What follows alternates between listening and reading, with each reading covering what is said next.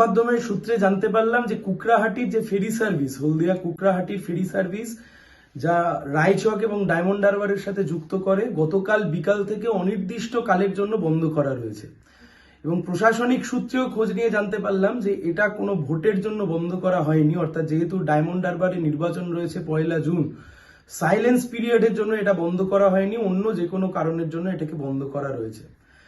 আমি তমলুক লোকসভা কেন্দ্রে সিপিআইএম এর প্রার্থী হিসেবে ডিস্ট্রিক্ট ম্যাজিস্ট্রেট অফ পূর্ব মেদিনীপুরের জেলা শাসকের কাছে একটি চিঠি লিখে বিষয়টি দৃষ্টি আকর্ষণ করেছি যে অবিলম্বে, যেহেতু কুকড়াহাটি ফেরি সার্ভিসের মাধ্যমে, এই পাবলিক ট্রান্সপোর্টের মাধ্যমে প্রচুর মানুষ দুই জেলার মধ্যে এক সংযোগ স্থাপন করে, হলদিয়া শিল্পাঞ্চলে কাজ করতে আসে, ওপারে ডায়মন্ড হারবারে যায়, ফলতায় যায়, রায়চক যায়, অবিলম্বে এই ফেরি সার্ভিস চালু করতে হবে।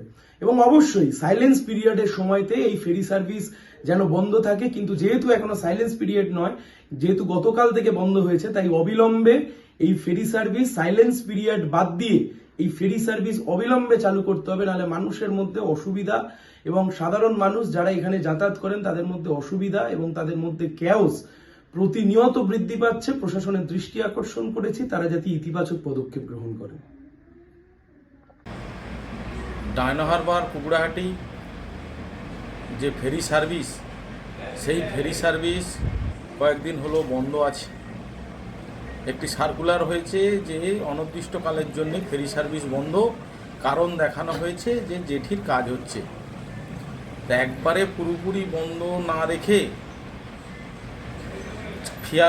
ফেরি সার্ভিসের যে টাইমিংস বা ফেরি কিছু কমিয়ে দেওয়া, সেরকম করলে ভালো হতো।